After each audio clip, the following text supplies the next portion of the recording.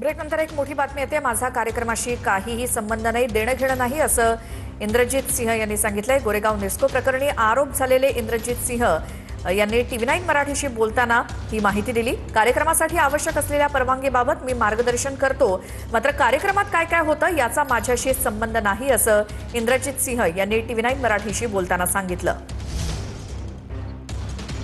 गोरेगावच्या नेस्को येथे शनिवारी जो कॉन्सर्ट आयोजित करण्यात आलेला होता, त्या कॉन्सर्टमध्ये 2 विद्यार्थ्यांचा ड्रग्सच्या ओव्हरडोसमुळे मृत्यू झाला आणि आता या सगळ्या प्रकरणामध्ये कारवाई करण्यात आलेली आहे. ज्यांनी ड्रग्स दिलं त्या पेडलरवरती सुद्धा अटकेची कारवाई केली जाते आणि नेस्कोचं जे काही व्यवस्थापन आहे त्याचबरोबर 9x9 या कॉन्सर्टचं आयोजन करणाऱ्या काही लोकांवरती कारवाई करण्यात आलेली आहे. मात्र या सगळ्या कॉन्सर्टच्या दरम्यान ज्या परमिशन्स आवश्यक होत्या त्या परमिशन्स मिळवून देण्यामध्ये इंद्रजित सिंग या व्यक्तीने मदत केली होती आणि त्याच्यावरती सुद्धा कारवाई व्हावी, त्यांचा सुद्धा यामध्ये सहभाग आहे असा आरोप काल मनसे नेते संदीप देशपांडे आणि इतरांनी केलेला होता. आपल्यासोबत इंद्रजित सिंग फोन लाईनवरून जोडले गेले आहेत. आपण त्यांच्याशी काही गोष्टी बोलणार आहोत, त्यांच्याकडनं त्यांची प्रतिक्रिया जाणून घेणार आहोत. इंद्रजित सिंग, तुमच्या परवानगीनं मी हा कॉल रेकॉर्ड करतोय आणि तुम्हाला काही प्रश्न विचारतोय. काल तुमच्यावरती मनसे नेते संदीप देशपांडे यांनी देखील आरोप केलेले होते की तुम्ही त्या कॉन्सर्टसाठी आवश्यक असणाऱ्या परवानग्या मिळवून दिल्या आणि तुमच्यावरती सुद्धा कारवाई व्हावी. या सगळ्या आरोपांकडे तुम्ही कशा पद्धतीने पाहता आणि कॉन्सर्टच्या दरम्यान तुमचा रोल काय होता आणि किती होता? सर्वात आधी भावपूर्ण श्रद्धांजली जे लोक तिथे मेले त्यांच्या फॅमिलीना. दुसरं मी हे स्पष्ट करायचं आहे की कॉन्सर्टमध्ये माझं काही लेणं देणं न होता. ज्या दिवशी कॉन्सर्ट होता त्या दिवशी पण मी हॉस्पिटलाइज होतो, माझी सर्जरी होती अपेंडिक्सची. दुसरी गोष्ट, आपला जे परमिशन्स असतात ते ऑर्गनायझरच्या नावावर असतात. मी ऑर्गनायझर नाही आहे त्याच्यामध्ये.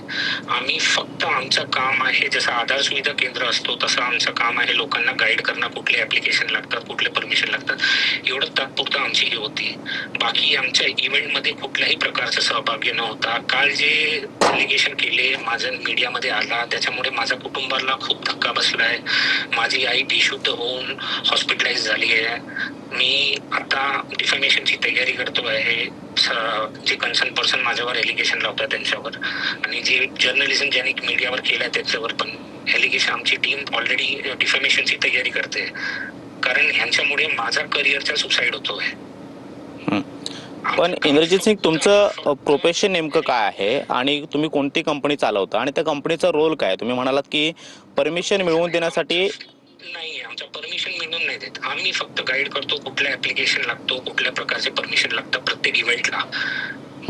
आता उद्या कोणतरी डिझाईन कोण दिला तर तो काय आरोपी थोडी आहे, तो मुख्य आरोपी थोडी बनणार आहे. कोणी इव्हेंटचं डिझाईन, लेआउट डिझाईन करून दिला, कोणी प्रोडक्शन केला.